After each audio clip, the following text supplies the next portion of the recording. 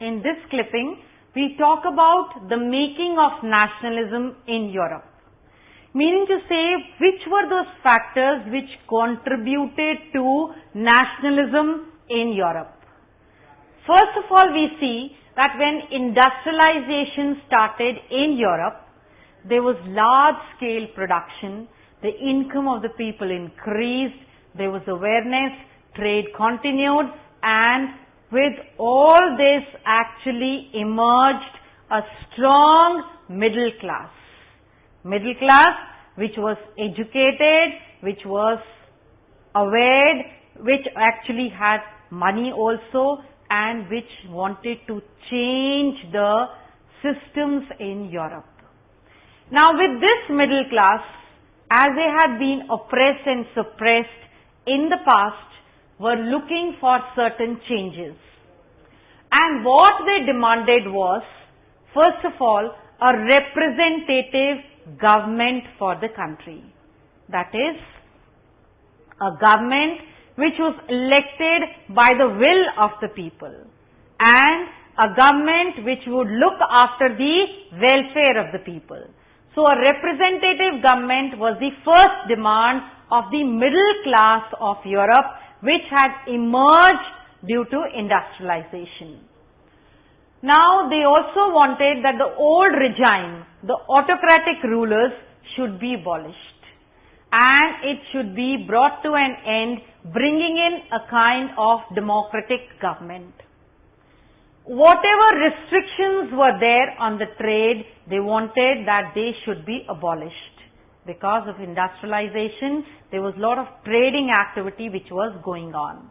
So just remember, due to industrialization, the scenario in Europe changed because of the growing middle class, which was actually a class which had money and which was looking for changes.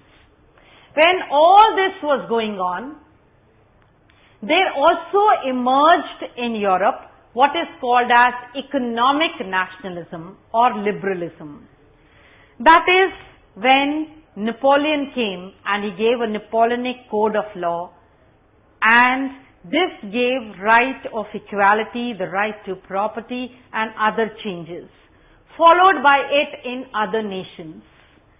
And people had started becoming rich, and when they became rich and self-sufficient, they had time, energy and also the mind to change the old conservative system. When restrictions were imposed on the trade barriers, what was happening? These middle class people revolted. That is, industrialization and economic nationalism together led to a big change in Europe, that is, the love for one's own country, the making of nationalism in Europe. You see, things keep on changing and things keep on coming back. That's the law of history.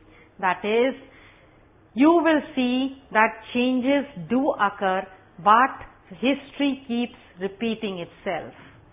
So then when there were people who were liberal in nature, who had actually wanted that they should come out of all the despotic and autocratic rule, and they were working hard towards it, and there had been a change in various countries of Europe.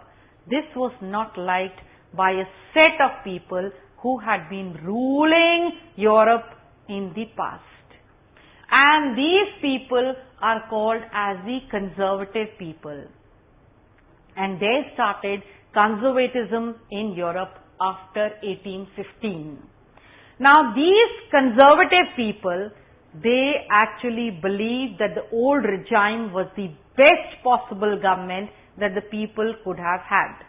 And then a Treaty of Vienna was signed in 1815, wherein they brought about such changes in the map of Europe that it actually reached where it was earlier, whether it was in the state of government or in the redrawing of the territories of the European countries.